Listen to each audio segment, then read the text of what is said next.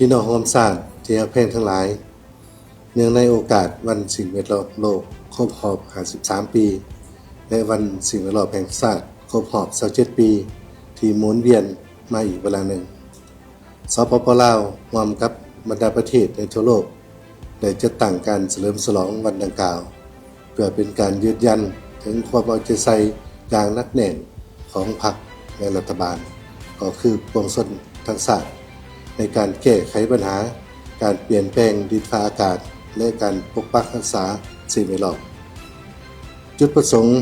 ของการเฉลิมฉลองวันดังกล่าวแม้นเพื่อเป็นการปลูกจิตสำนึกให้ประชาคมโลกก็คือพ่อแม่ประชาชนลาวบรรดาเผ่าเห็นได้ความสำคัญของสิ่งแวดล้อมก็คือสภาพเปลี่ยนแปลงดินฟ้าอากาศเพื่อร่วมกันป้องกันแก้ไขและมีส่วนร่วมในการลดผ่อนปัญหาโลกร้อนอันเนื่องมาจากการเปลี่ยนแปลงดินฟ้าอากาศที่เป็นภัยคมคูต่อการดำรงชีวิตของมนุษย์และชีวนานาพันธุ์สำหรับปีนี้แม้นสาธารณรัฐอาเซกไบซานได้เป็นเจ้าภาพจัดงานเฉลิมฉลองวันสิ่งแวดล้อมโลกภายใต้คำขวัญ Now for Climate สำหรับสปป.ลาวก็ได้กำหนดคำขวัญสิ่งแวดล้อมแห่งชาติคือถึงเวลาแล้วที่พวกเราต้องใส่ใจต่อสภาพภูมิอากาศให้สดใสและสดชื่นพี่น้องร่วมชาติที่รักแพงปัญหาการเปลี่ยนแปลงดินฟ้าอากาศบ่แม่นสิ่งไกลโตของพวกเราซึ่งเป็นภัยคุมคูหนึ่งที่ท้าทายและส่งผลกระทบอันหนักหน่วงต่อหลายประเทศในโลกรวมทั้งสปป.ลาวของพวกเราสาเหตุต้นตอของการเปลี่ยนแปลงดินฟ้าอากาศแม้นมาจากการปล่อยธาตุไอแฮนแก้วเช่นกับบอนไดออกไซด์มีเทนไนตรัสออกไซด์และอื่นๆที่ถูกปล่อยออกจากธรรมชาติหรือเกิดขึ้นจากการทำลายของมวลมนุษย์ขึ้นสู่ชั้นบรรยากาศที่มาจากการเผาไหม้น้ำมันไฟการเปลี่ยนแปลงการนำใส่ที่ดินและป่าไม้การผลิตกสิกรรมอุตสาหกรรมการผลิตและนำใส่สารเคมีการสร้างและทำลายสิ่งเศษเหลือที่ส่งผลเฮ็ดให้อุณหภูมิเฉลี่ยเรื่องหน้าโลกร้อนขึ้นในแต่ละปีหรือเอิ้นว่าสภาพโลกร้อนซึ่งปัจจุบันกลายเป็นภาวะโลกร้อนแบบฟดเดือดดังนั้นทั่วโลกได้ถือเอาเวียงานการแก้ไขปัญหาการเปลี่ยนแปลงดินฟ้าอากาศเป็นปัญหาสำคัญซึ่งต้องได้แก้ไขอย่างจริงจังและเรียกร้องให้มีการร่วมมือจากบรรดาประเทศในทั่วโลกในทุกภาคส่วนในสังคมเพื่อควบคุมอุณหภูมิเฉลี่ยของโลกให้อยู่ในระดับสูงขึ้นบ่เกิน 1.5 องศาเซลเซียสด้วยเหตุนั้นคำขวัญวันสิ่งแวดล้อมโลกปีนี้จึงเอ่ยว่า Now for Climate เป็นการเน้นหนักให้เห็นถึงความจำเป็นอันรีบด่วนที่จะต้องได้พร้อมกันเอาใจใส่แก้ไขปัญหาการเปลี่ยนแปลงดินฟ้าอากาศโดยลดผ่อนการปล่อยถ่านไอแฮนแก้วเป็นต้นการลดผ่อนการนำใส่พลังงานเสือไฟหันไปสู่พลังงานสะอาดปกปักรักษาธรรมชาติเราร่วมเราเฉพาะแม้นการปกปักรักษาการปกคลุมของป่าไม้และชีวนานาพันธุ์พี่น้องความชาติที่รักแพงสปป.ลาวก็เข้าบ่ได้ถูกจัดเป็นประเทศที่ปล่อยถ่านไอแฮนแก้วแต่เป็นประเทศที่มีความบอบบางสูงต่อการเปลี่ยนแปลงดินฟ้าอากาศซึ่งได้รับผลกระทบรุนแรงทางภัยธรรมชาติเป็นต้นแม่นพายุภัยน้ำท่วมภัยแห้งแล้งไฟป่าและอื่นๆอันได้ส่งผลกระทบโดยตรงต่อการพัฒนาเศรษฐกิจสังคมโครงสร้างพื้นฐานพื้นที่การผลิตความมั่นคงด้านเสบียงอาหารและชีวิตการเป็นอยู่ของประชาชนในระยะหลายปีผ่านมาสปป.ลาวได้รับผลกระทบอย่างหนักหน่วงจากภัยธรรมชาติทั้งหมด236 ครั้งในนี้มีน้ำท่วม141 ครั้งไฟไหม้124 ครั้งลมพายุพัด85 ครั้งแผ่นดินไหว18 ครั้ง ภัยแห้งแล้งและพยาธิระบาดโดยส่งผลกระทบโดยตรงต่อชีวิตการเป็นอยู่การสูญเสียทรัพย์สินและชีวิตของประชาชนจำนวนหลายคิดเป็นมูลค่าหลายพันล้านกีบต่อสภาพการดังกล่าวสปป.ลาวเฮา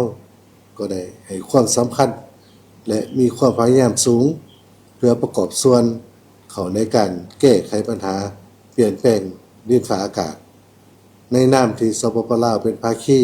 ของสนธิสัญญาที่ติดพันกับเปลี่ยนงานการเปลี่ยนแปลงดินฟ้าอากาศเป็นต้น 1. สนธิสัญญาสหประชาชาติว่าโดยการเปลี่ยนแปลงดินฟ้าอากาศ 2. อนุสัญญาเกียวโตว่าโดยการควบคุมการปล่อยถ่านไอแห้งแก้วและ 3. สัญญาปารีสว่าโดยการเปลี่ยนแปลงดินฟ้าอากาศรัฐบาล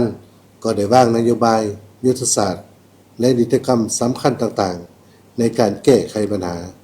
ซึ่งได้รับพ้องเอายุทธศาสตร์แห่งชาติในการแก้ไขปัญหาการเปลี่ยนแปลงดินฟ้าอากาศดำรัสว่าโดยการเปลี่ยนแปลงดินฟ้าอากาศดำรัสว่าด้วยสินเชื่อคาร์บอนและได้เสื่อมสารเอาเวียนงานดังกล่าวเข้าในแผนพัฒนาเศรษฐกิจสังคมแห่งชาติ5 ปีครั้งที่ 10 2026-2030 พร้อมนั้นก็ได้จัดตั้งปฏิบัติสัญญาปารีสโดยการกำหนดขาดหมายสู่ส้นของแผนงานแห่งชาติเพื่อประกอบส่วนแก้ไขปัญหาการเปลี่ยนแปลงดินฟ้าอากาศหรือ NDC เพื่อลดผ่อนการปล่อยและเพิ่มการดูดซับถ่านไอแห้งแก้วให้ได้60 ส่วนห้อยภายในปี 2030 และให้เป็นศูนย์ในปี 2050 ซึ่งได้กำหนดมาตรการสำคัญเป็นต้นการเพิ่มเนื้อที่ปกคลุมป่าไม้ให้ได้70 ส่วนห้อยในปี 2035 ของเนื้อที่ทั่วประเทศเพิ่มกำลังติดตั้งพลังงานทดแทนและพลังงานสะอาดให้ได้30 ส่วนห้อยและเพิ่มการนำใช้รถไฟฟ้าให้ได้30 ส่วนห้อยในปี 2030 พี่น้องร่วมชาติที่รักแพทย์ทั้งหลายอีกเทื่อหนึ่งต่างหน้ารัฐบาลแห่งสปป.ลาวข้าพเจ้า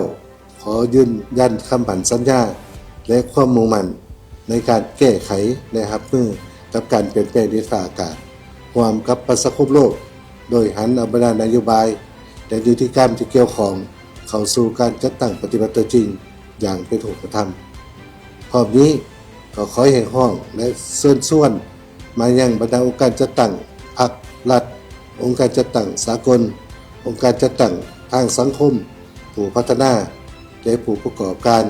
ทั้งภายในและต่างประเทศร่วมทั้งประชาชนลาวบรรดาเผ่าในขอบเขตทั่วประเทศโดยเฉพาะลูกหลานชาวหนุ่มเยาวชนอนุชนทั้งหลายจงให้การร่วมมือและเป็นเจ้าการประกอบส่วนเขาในการแก้ไขปัญหาดังกล่าวเป็นต้นปกปักรักษาป่าไม้ปลูกต้นไม้ปลูกป่าเพื่อเพิ่มเนื้อที่สีเขียวส้มใส่พลังงานอย่างประหยัดลดผ่อนการนำใส่พลังงานเสือไฟส่งเสริมการผลิตและนำใส่พลังงานสะอาดพลังงานทดแทนและลดผ่อนสิ่งเศษเหลือพลาสติกหันจากการผลิตเกษตรกรรมแบบดั้งเดิมเป็นต้นการถางป่าเฮ็ดให้การจูดพื้นที่เกษตรกรรมการจูดป่าล่าสัตว์และอื่นไปสู่การผลิตเกษตรกรรมแบบยืนยงและลดผ่อนการปล่อยมลพิษเพื่อช่วยกันปกป้องโลกของพวกเรา